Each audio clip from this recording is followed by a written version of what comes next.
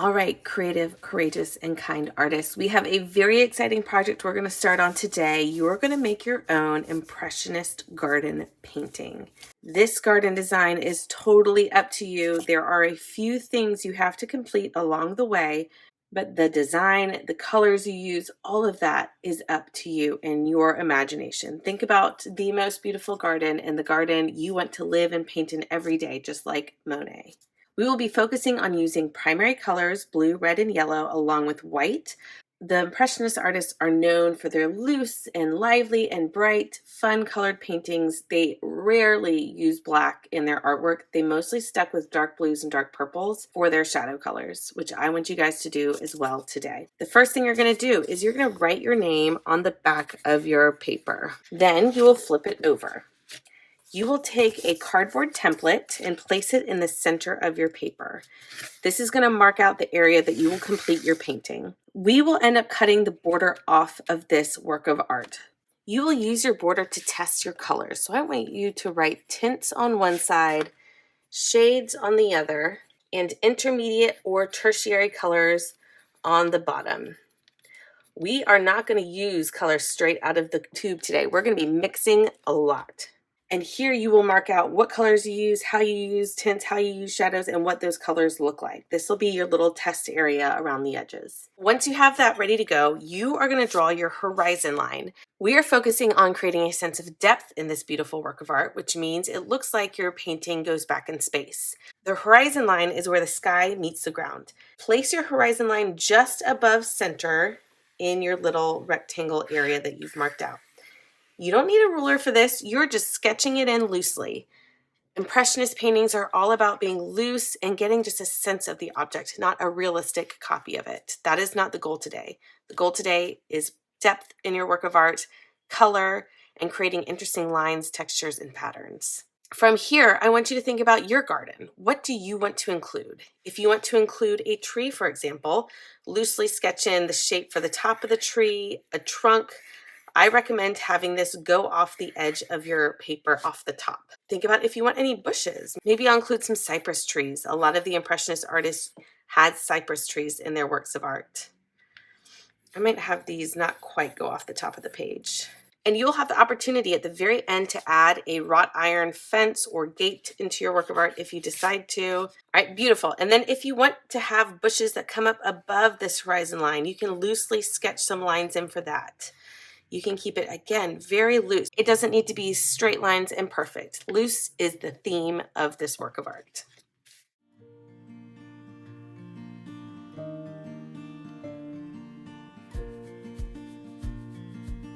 Once you finish this, you may pause and start on a wrought iron design activity, practicing creating wrought iron fences and gates that you might want to include in your finished work of art. In between working on that, you will be called up to add the sky into your painting.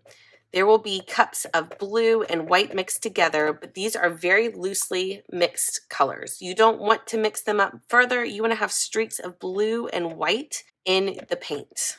So I'm going to take my paintbrush and I'm going to paint around these shapes. And I'm going to use these really wispy, loose brush strokes. Again, there's that word loose. I'm using it like crazy today. It's okay if you slightly overlap your pencil lines. You will add the other colors on top so it looks like the sky is in the background. See how I'm using these short, wispy brush strokes? And you can see the white and the blue mixing together. As you paint, I want you to let your paint go outside of that box you drew. Because we'll be cutting the edge off of this later, I want you to just let your paint go off the edge so you don't have any blank gaps when you cut that border off. If you want to add a cloud, you can go with just a little bit of white. Again, loose, wispy. We're not blending a whole lot. We're just keeping it really loose. Right? I think that looks great.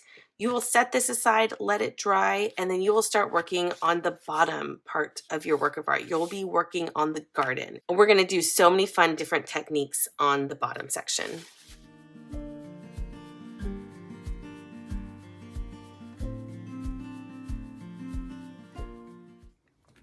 Now that my sky is dry, I can start working on my middle ground, foreground. My little cypress trees are in the background. This tree kind of falls middle ground. and these bushes are more in the background. So I will start in the back and work my way forward. So the first thing I'm gonna do is go to those cypress trees. So I'm gonna take my blue and my yellow, and I'm gonna mix to make a green.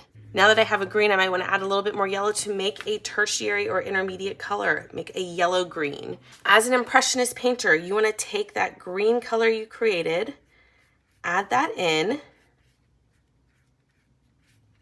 and then take yellow and mix directly on your painting. And look at how I'm adding blue green, a dark blue green for the shadow color. So we can plop in one of our shades. I want you to have at least 3 shades that you've put down, at least 3 tints, and at least 3 intermediate or tertiary colors. I'm gonna go back in with some bush colors. I'm gonna add a little bit of green back here. Maybe push it a little more yellow green again. And I'm gonna block in sections of colors. If you look at a garden, you can often circle around sections of textures that are similar, plants that are similar, colors that are similar, and it's the same idea here. I wanna mix in some neutrals with my intermediate and tertiary colors. To do that, you want to mix complementary colors. Since I have this nice green mixed together, I'm gonna take red and blend it in with the green to get more of a neutral color. Neutral colors don't have a lot of saturation in them. They're more of a toned down color, often brown and gray. I think I'll add some tint in here with some yellow. And I'm just gonna keep blocking in some colors. I'm gonna mix some purple to add a little bit of a shadow on here. So look, there's another shadow. I added a tint to this with a little bit of yellow. And you're just gonna have fun experimenting with these intermediate and tertiary colors and these neutrals. I think I want more of a purple under these cypress trees. I'm gonna add a little bit of white to do a tint, and it will lighten this purple area up. And then a little bit of blue for a shade. I also want you to experiment with different types of brushes. Look at this brush. This brush has been used and abused. It has not been cared for, but it's gonna work well to add texture to my painting. I think I'll pull in a little bit of orange just to have a little bit of a brighter color in this section over here. And again, I'm crossing over this border. And then I'm gonna go in with, I think, some purple in here. I have this nice purple color all mixed up. Look at that garden, it looks beautiful. And another thing that I want you to do from time to time is to take the end of a brush and scratch some lines into a section that you have just painted.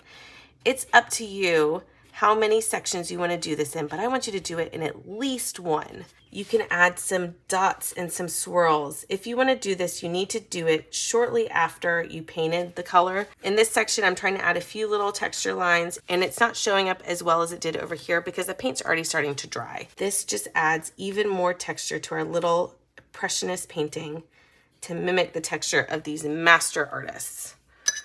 All right, I'm gonna keep going in and blocking in my color. I'm still working from the back, moving forward, and it's just gonna look more and more interesting the more I add to it.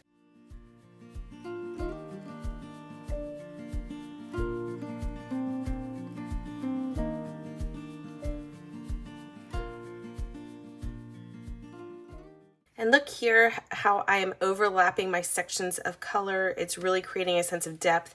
And I'm also applying the paint in different ways. I have gone back and forth. I've done curling lines. I'm just having fun with the texture and the lines. And here I'm gonna go in with a little bit of white streak directly mixed in there. And to keep your colors looking nice and clean, wash your brush off between different colors.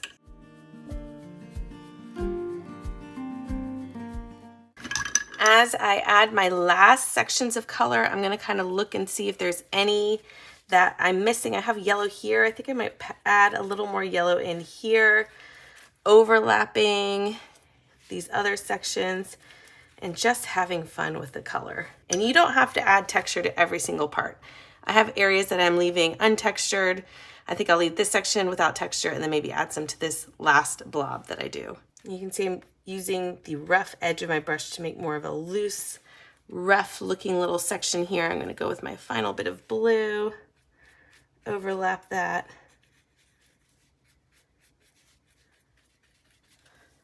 And I'll go in with the end of my paintbrush one last time to create some vertical lines. They almost look like grass. And how beautiful is that? Really, I used way more tint shades and tertiary colors than this, but I just think this looks beautiful. It has a lot of fall colors, but it has this bright kind of spring sky. I really love how it came together. We're gonna let this dry, and then you will decide if you wanna add a wrought iron gate or fence to your work of art and figure out the best placement for that.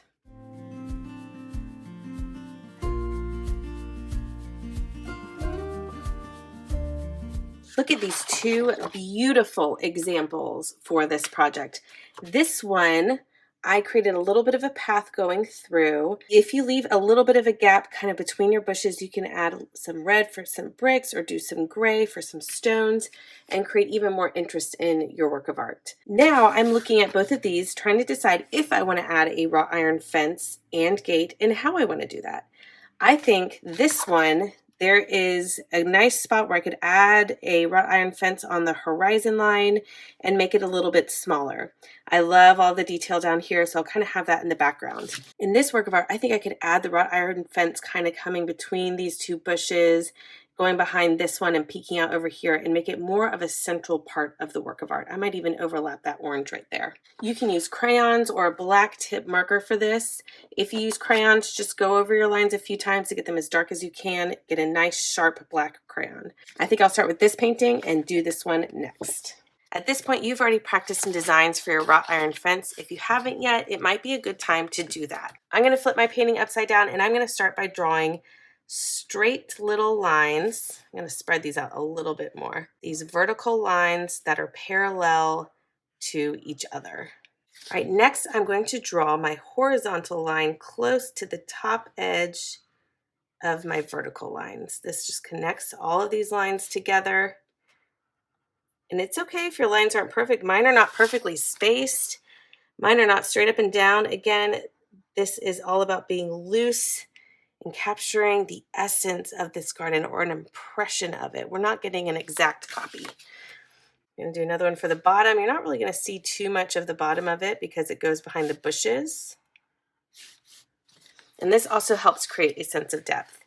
Next, I'm just going to add a simple little round top. This fence is so far in the background, it's not going to have a ton of detail to it. My next fence on my other one, since it will be a little bit bigger, I think I will add more detail to that fence. All right, and in between each of those vertical lines, I just added a little V. A wrought iron fence often has a pattern or a repeating design in each section.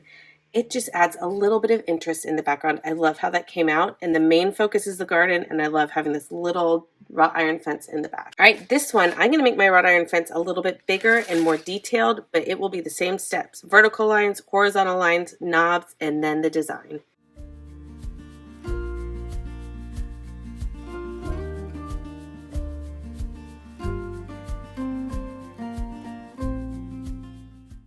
Look at that fancy fence. I love how that turned out. I love this little simple fence all the way in the background and this more up close fancy fence in this one. The last step is to cut off the edges and look at our beautiful works of art. So let's trim them up and just enjoy them. Look how gorgeous. I love how these turned out. Now it's your turn to create a beautiful Impressionist garden painting. Remember to start with the sky, work your way forward, blend the colors directly on your paper, get those intermediate and tertiary colors, those tint and shaded, mixed together, overlap, and have fun being loose, creating your beautiful Impressionist garden.